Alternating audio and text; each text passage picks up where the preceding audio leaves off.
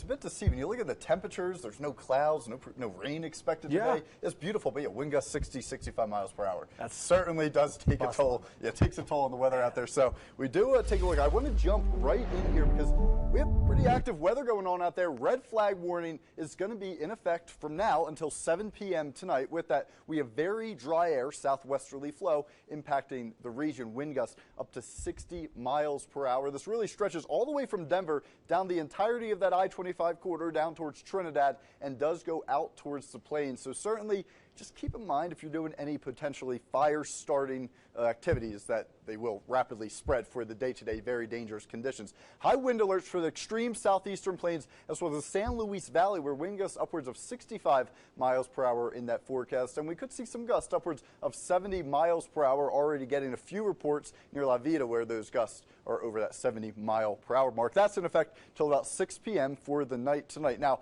as far as in our neck of the woods, downtown Colorado Springs, strong winds, they will impact the region. They're expected really region-wide gusts upwards of 60 miles per hour. Now, that I-25 corridor out towards the plains, just a quick recap, that red flag warning as well as some high wind warnings are in effect. We are going to keep an eye. There is the possibility that limited visibility due to some blowing dust, especially for southern portions of that I-25 corridor, are possible.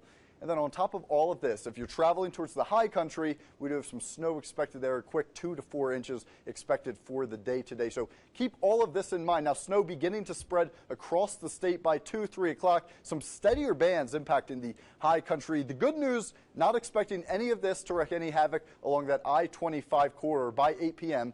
All activity is already beginning to fall apart. Go ahead towards those overnight hours. We avoid any of those snow showers. We also enjoy plenty of sunshine and starlight as we do go, or moonlight rather, as we do go into those overnight hours. Now, the general setup, this low pressure to our west is bringing fire and strong winds for the region today. Push this ahead. By the time we get towards Thursday, tonight we're going to have a front move through with that significantly cooler temperatures begin to approach the region. Push this ahead by Friday. An Arctic blast once again impacts the region. High temperatures, we're lucky if we break those mid-30s throughout the region for that Friday. I know downtown Springs, 37 degrees is where we're looking as our high. So once again, a taste of winter wants to make its presence felt. Now, for tomorrow, it's not as cold. We're just starting to cool off. 50 degrees downtown Colorado Springs, 55 over in Pueblo. High country areas, that's where we're going to be below that freezing mark. So certainly a different weather pattern is headed our way, and it's some ups and downs throughout this 7-day forecast. You'll see a very cold Veterans Day, and then look at this, a beautiful weekend. Again, though, Monday into Tuesday, another winter front looks to move through the region. Really could bring, yet again, cool temperatures. We are watching the possibility of some wintry precipitation. 36 for your Thursday, 34 Veterans Day, Woodland Park. Again, beautiful weekend. Then we watch temperatures crash again region-wide as we do keep an eye on yet again another winter disturbance. Over in Pueblo, gusty conditions today,